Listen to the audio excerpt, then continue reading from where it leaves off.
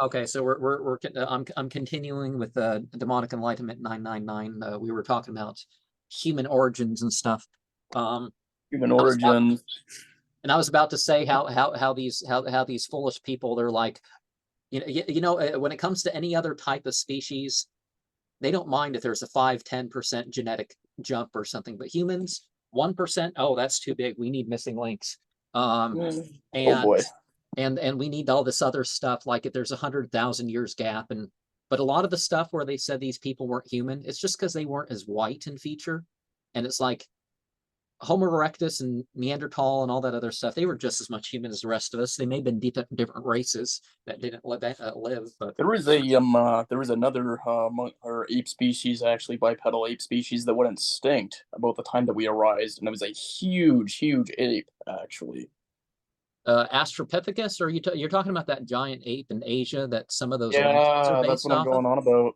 Like some of those Hindu stories are like that. They talk about stuff that happened even a couple million years ago. They talk about some ridge and all this stuff, and it's like they until modern times they didn't really have anything as far as we know that could have it. So is this something that early humans passed on to later generations, and it went past languages?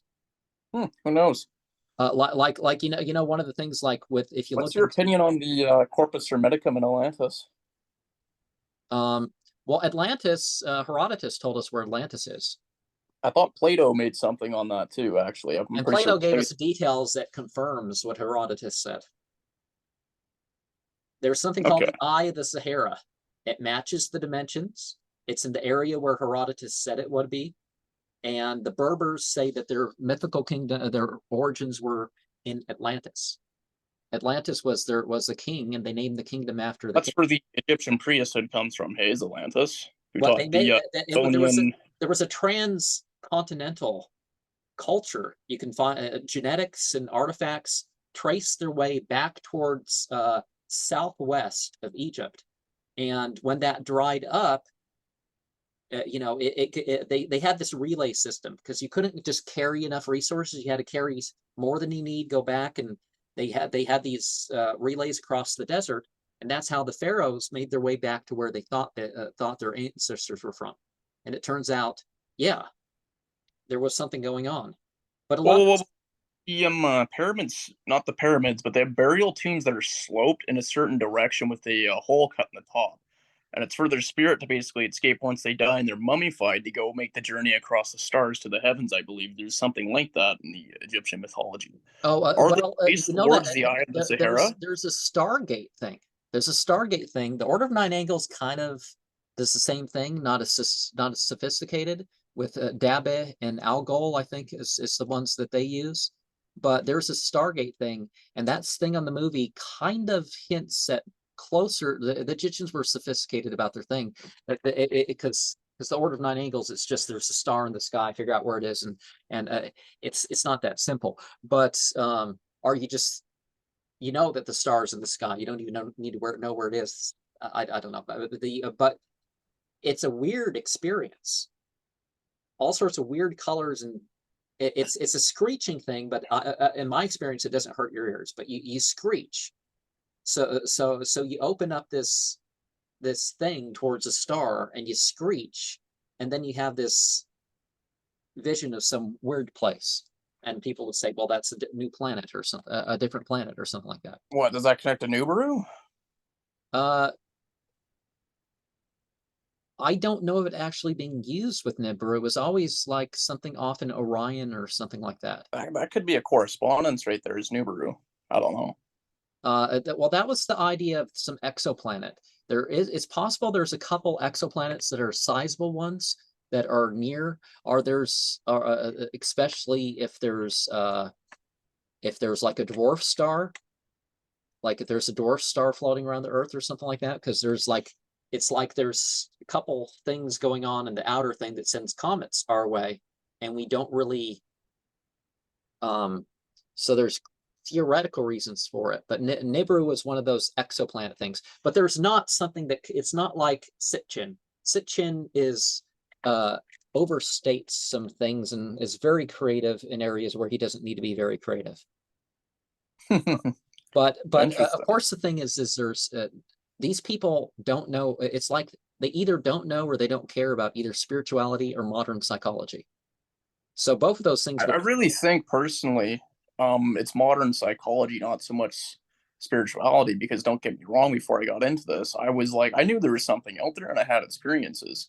But what really drove the fucking nail into the coffin that this stuff is real, is the modern psychology presented by Carl Jung. His theory with the collective unconscious. That's what hammered it fucking home and really made me chase it. You know.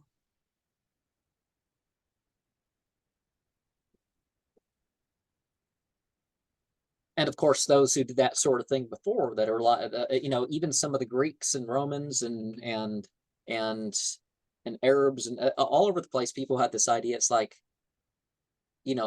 there's archetypes or there's beings that are known differently in different cultures. Both things were going on. Some things are thought forms, some things are real beings, but just because they're using a different language doesn't mean that it's a different thing. But there's a structure that we all share inside ourselves that we got to work with. But some faiths kind of stepped away from that, as we well know.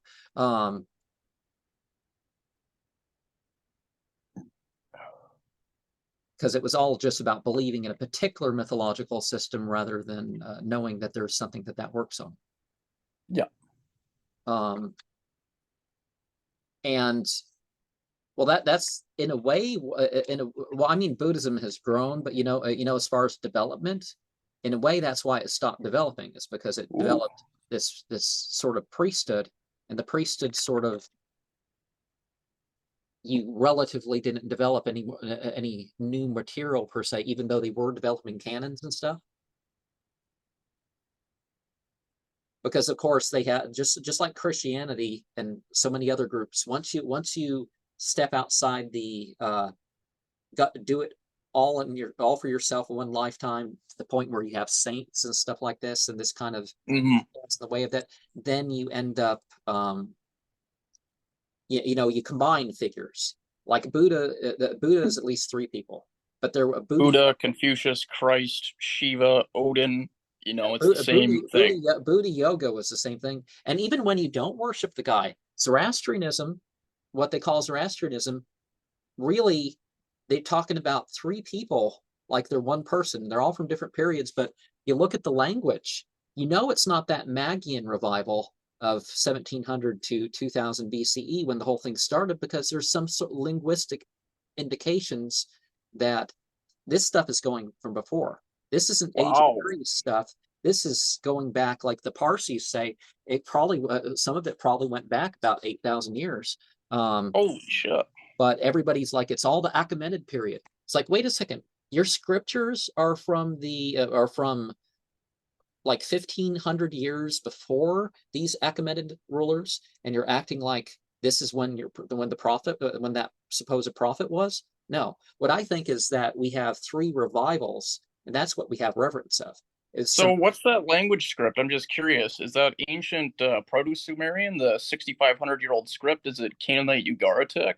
Or Akkadian? What was actually Nabatean? It's hard to say. One of the Persian languages, but you can.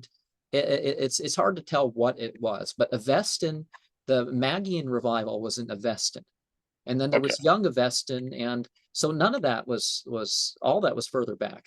But you know what they did with all these groups? It's like if you look into it, Confucius, it wasn't just Muhammad. It was Confucius, Zoroaster, Jesus. They all wanted you to step away from this professional priesthood that you had that had to interpret things for you, and you had to pay and all this other stuff. You were supposed to be able to do at least simple rituals and stuff yourself and all that stuff. All these faiths kind of step away from that, but they leave just enough in to let you know that, like in India, where you pay a guy to a lot of money to do drugs, and he prays over the drugs, but holy man, that was the Soma ceremony. They'd sit around doing their marijuana, opium, and ephedra. So they're just paying them for a consecration they can do themselves. That's pretty sad. Yeah, and they consecrated it, but they would keep the information secret from the public. But a lot of the formula, some of the formulas are pretty profound, but a lot of the formulas they used, was largely filler of tradition that wasn't. So back to the soma here. That's kind of like a what is it called? That's definitely poison path right there. If you're looking into it in plant medicine and stuff like that. What's your opinion on if we take the philosophy of animism that there is a spirit in everything, and we go around, we mix all these what is it called, entheogens together? What kind of spiritual cocktail are we getting there, and what is that doing in opening up our mind? Well, the one of the both Indo-Iranian culture has this myth that that back in the day there was some ancient ancient prophet, and they were told basically some angel came as or Devi or whatever word you're going to use for that came to them, and but it was the spirit. It was basically the spirit of the plant, and so they told them about ephedra. They told them about marijuana, and they told them about opium in particular. Other plants, it varies which ones were actually told, but those three in particular were told about. In Iran, there's a blend for the hyoma that's 37 plants. There's 37 Holy man! that they add to those three ones that the Indians use. Some pretty good fucking hashish. Some of them heighten the high. Some of them are healing plants of different sorts. But the idea was that this was given to, first of all, the cow. The cow in most of the stories is the first receiver. So some guy wanted milk from the cow, and the cow was sick, or whatever. Something about a cow, or I'm not sure whether it's sometimes it's a bull, sometimes it's whatever. But there was it's obviously in the period where they were domesticated, because but they yeah, it was used to heal the animal, and it also had the enlightenment, like if you wanted to go to battle in particular. In India, they really got that thing about the battle and the soma. That's like a manta muscaris with the Norse berserkers there. Some of my videos have fly agaric mushrooms in them. Yeah. I mean, not in me, not outside of the scene. There's other mushrooms too. Like there's this thing called a mushroom, the Russian emetic, and you can figure out a way where it doesn't make you sick. But mainly the thing is, it's like really. You have to like boil it once or something, then you eat it with the fly garlic. I know that. Well, it's by itself, but it's supposed to make you feel all weird and tingly. But the trick is not to make you sick for up to 3 days. So all weird and tingly between your trips to the bathroom, I don't know if that's worth it. I was poisoned the other year. There was a tree, and I'm like, oh, do we have such a mild winter that it's actually growing oranges? Wrong. Those are not oranges. And you're only supposed to 1 or 2, and I'm like, I had a meal worth. I blacked out. I passed out. I fell down like 6 times. I am fortunate I lived through that one. And I am very glad you were okay, man. Holy, the weird tingly feeling that came with that was not, even if there was no risk to my life, it was not worth the in and out of the in and out of the barely being able to make it in and out of the bathroom stuff. That was just no. What did you actually eat, man? Bergamot. So bergamot, you can have a little bit, but you can't fill up on it like you can oranges. Okay. So basically they're bitter oranges, and I've yeah, I had a pile of them. Oh no. Because I thought because the weather, I'm still in an area that's too cold for those things, and I thought they were just immature fruit, and I needed to take them down before the freeze came. Instead of, I couldn't let them get big, because they don't get big here, because they're because people plant things like right now all across my country, people are like, oh, the first warm weather of year. It's like, have you never planted? Oh, they did never plant a garden. They act like the first warm weather of the year you can plant things. No, you have to wait till the frost. No, frost comes out of the ground. And you can't grow oranges in areas where it snows and stuff like this. It's silly stuff like that. But Like people who first time foraging, they'll go, they'll pick, oh, I found a bunch of, chestnuts. No, those are horse chestnuts. You're gonna have like the worst stomach ache of your life. Any advice that I can give to anyone watching this is like, if you ever go foraging, it's like, make sure you know exactly what you have and exactly what you're getting. And if you're ever unsure, throw it the fuck away because it, Yeah. it can kill you. But it's like what happened in this. It's like pretty close on my property. Every year we have destroying angels, we have death caps, and we have a couple other things more deadly than death caps. So we have Nice, baneful magic recipe right there, buddy. we have three of the most we have three of the most destroying angels. I think the deadliest in the U.S. And we have a couple others that are more deadly than the death caps. You can die from a death cap, but three of the mushrooms here, they say, don't expect the ambulance to reach you if you've had a bite. So, I mean, you can still survive, maybe, but it's you know, it's what's that thing that Mantak Chia? You heard of Mantak Chia? He was talking about how these people, they take this one yellow mushroom, and it's like it gets you so high, it's like you see God, but it's doing this damage, and you don't know it. So you can do it once, but you never have to. You can never do it again. So you can recover health-wise once, but you do it a couple times or a few times. By the time you've done it a few times, you may have done so much damage that even if you quit for the rest, you may have already killed yourself with internal organ damage from doing that. Wow, holy, that's scary, man. Um, but yeah, some of these mushrooms, but I don't know. Doing rituals around the mushrooms, even not using the mushrooms, there's like, and some plants, it's like there's this power, even if you don't know Yeah. it. Um, Like even with mugwort or something small like that, like you're taking that within your system. I've had astral projection experiences from mugwort specifically. And what I was gonna do to make like a little lucid dream astral projection blend was I was gonna mix mugwort, valerian root, and blue lotus together and drink that before bed. That's pretty strong. And I've always noticed, excuse me, when I've drank in that stuff, it's always had like a really profound effect on my psychology. I've noticed that with plants. You are what you really eat. So I'd really encourage anyone who's watching this to be mindful, even with small things you ingest. You'll notice a very huge difference. There is definitely a mind body connection. like I don't know how things are going up there, but here they've done more effort towards it. There's the quality of the food and the availability of the food is going down as the prices have gone way up. And you know what's running out, what's still remaining in the store?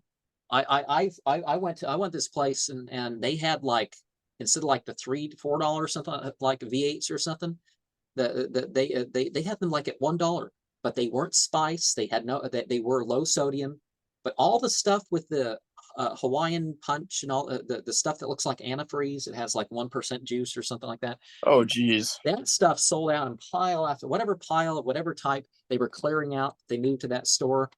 That sold out. They didn't have to mark it down as much. This stuff is obviously way cheaper to make than vegetable juice. They always sold it for more. And yeah, that stuff sold out and sold out and sold out. But the stuff that's still left at the stores, oh, that's unsweetened and low salt, and can't have that. It's like an orange there from the 80s. Apparently, you've lost like some crazy shit. Don't quote me on this, but like 30% of like actual vitamins and like fruits and plants and stuff like Oh that. yeah, Like and they've been people going people down. people are it's bad enough that people don't know what a like if a banana gets ready to eat, people typically even throw it away here. They don't know that there's a huge difference between like tomatoes when they're gassed versus like when they are naturally red. Um, Yeah, and a lot of people just don't know the difference. And I understand with what they like wasabi, because like it's if there's that's any a root and wasabi it's in it, expensive. what I mean, wasabi, Yeah. but it's like $250 a pound with the root is. So they've had the fake wasabi. Even Japanese people don't have the real wasabi, but good imitation wasabi is horseradish, uh, mustard green, and watercress. Usually they Okay. don't have the watercress, but that's about as close as you can get for something cheap. And so people don't know what wasabi tastes like. Well, they know what it tastes like because it's a similar taste. So you can tell if there's like even garbage wasabi that wouldn't be the quality, because they cut down those roots to sell at the high-end supermarkets. And the stuff that they throw away, well, they grind that up to put in the other stuff, so they have that 1% wasabi, so they can say wasabi on the container, because you have to, like honey flavored, you can have 90% sugar added. 90% of the sugar is added, but you have just enough honey to label it honey, and just enough maple syrup to label it maple syrup. But there's a difference. There's a difference in, no matter what it is, whether you're talking about an intoxicant or whatever, and you ritually imbibe it. There's a difference in experiencing it when you ritually imbibe things, when you say that this thing has meaning and you use it meaningfully. Yeah, this brings me on to the next topic here, which is language and esoteric or occult use. Pulling from thought forms and having it being used beforehand, like, for an example, Latin being a great example of this. People back in the day, when they would only use, Latin or something, is they were a higher class and they were nobles and they were evoking the power of church. So if you would have some Catholic priest scream Latin at you, it's like, holy shit, you're in trouble, because he just evoked the, authority and power of the church and the power of God. So now when you go into ritual, you bring that with you and you speak in Latin, you're now evoking the power of church and the God. That's attached to that thought form. And Latin has only been used by church people realistically in the Vatican. And the stuff they use now, it's like C's. Every C in Latin is a K sound. And that was the question back in the day, back during the time of Constantine and people of that period, is that why did we have a C and a K if they sound the same? But they in Greek, they drop some letters, like they drop the letter F and they drop the letter Q, although there's some, but that's something different. But the one of the things that now they speak Latin, like even church folk, even find a pope or something that's saying something in Latin, but they're saying it like it's Italian. Ooh, that's interesting. And so they're actually, in a way, they're harvesting the nobility that kind of took over and ruled the church. Okay. On top of that, but it's interesting. Yeah, you got these old ceremonies. One of the messages that comes through in the Rig Veda is that even though these hymns were composed, like one person says a hymn and somebody says, that's good, I'll learn that. It has power because the generations have continued saying it. Some have power because some entity said it, but one of the main aspects of power of these things is because it just continues along in the tradition. Yeah. That's like, what's your opinion on the Enochian language being transcribed in, what is it, 15th century? Is it 14th, 15th, or 16th century with Dr. Dondi and Edward Kelly? Well, what's your opinion on using that? My opinion, it's very apocalyptic, not in the Greek sense, not some silly sense. I'm showing you my graphic of my dream that I'm gonna share. I'm gonna release this account though, but because I got a new chant. Okay. So there Enochian's 5 systems. Whoa. And people act like it's like one system or something. And sorry to cut you off here, but I'm just going to throw something in really quickly. Is this where the celestial cipher partially disintegrates from? Is from Enochian? I'm not sure what you mean, but the original, it's called Enochian instead of Adamical or angelic or celestial speech or whatever, because the idea was that John Dee and Edward Kelly were like, they wanted to do 2 things. They wanted to unite Christendom instead of the split up Catholic Protestant thing. They wanted to have a revival of the ancient experience of faith rather than just you go to church and you believe in the authority. They wanted people to have the experience at church like they read about when the whole thing started, that there be fiery beings and people be talking weird stuff and people see stuff, and they wanted that available to the general public. They actually submitted to one of the cardinals of the Catholic. There's that team of 40 cardinals that decide who the Pope is and that sort of thing. The more you know. They actually, one of the cardinals actually advocated to add more liturgical material through what they were receiving. But so it was called that. The even though they're not translated, we don't know. There's a lot of missing material. There's talk about 48 books and that sort of stuff. The Liber Loa Gath, in a way, I mean, it's not always 49 by 49 by, double-sided. There's a couple of variations there, and there's one leaf that it's kind of like the 50 Gates of Wisdom incarnate in this thing. There was this Soiga book that they had that was 36 by 36 by 36 squares, and so they had. I mean, that was something they had, but they got a bigger book, and this book was supposed to represent like the Quran talks about, and this is an Arabic Quran, implying, of course, that the original language wasn't Arabic. It was just, this is a recital. Aramaic, right? No, Aramaic is much older, but so the idea in that sense, because John Dee definitely knew about Muhammad, was that there was this idea that prophets, they didn't get some idea and dedicate a book to God. They were supposed to receive books, like some of those ancient Hindu sages and stuff. They would hear the word. Usually that wasn't part of the story. In the Bible, you have some of that going on, but most of it is just they're recording a sacred history. They know it was revelation. They don't write it like it's revelation, but you hear in church, you hear in the synagogue. And I got kicked out of a synagogue Zoom group because I brought up archaeological points. And scientific fact. the rabbi, because I was like, the blue thread, because they were talking about what the priest wore. First of all, that is full of some meaning, and if I was allowed to talk afterwards, I would fill people's ears. But there was a blue or purple thread, and that blue and purple thread was made of one of two things, and it was made one of two ways. So you had four combinations of what to do, and you know what happened in the modern state of Israel as soon as they figured this out and revived that tradition? You had people killed in the street from each group, by each group, because they all had a different opinion about how to do the same thing.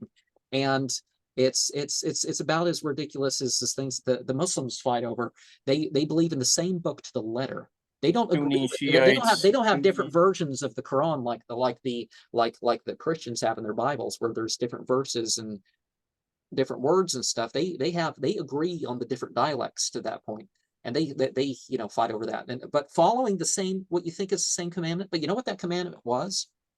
The Yazidi people, they believe that 6,700 years ago, there was that in the last revelation through Malak Taus, whose name in Avestan is Shaitan, peacock angel, which means cast out of the place. Cast out of the place. So it's Moloch. I'm throwing in a few correspondence to make that clear. They believed that humans were not supposed to wear blue or purple, and their cult was much bigger than the Israelites at that time. This can get traced back too if we look into comparative religion. So basically, what they were saying, garments of mixed linen and cotton and stuff like that, right? By having that thread. And the priest, of course, had it more. It was a very expensive thread, and you'd basically get a thread when you were little, and you're supposed to keep it your whole life.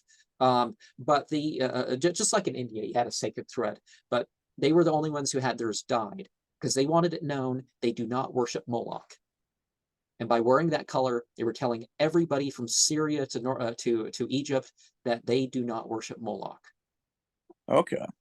That was what was going on with that, and I brought that up in the Zoom chat. People chatting as the rabbi was talking about this stuff, and the rabbi's like, "You probably flipped out on you." I'm not saying this Christian. It's like I was explaining to him. I'm not saying this Christian garbage where it's like some devil comes and makes you do things that you don't want. It's like you still have your choice, man. I'm not saying that. I'm not falling into that stuff. So don't worry, man.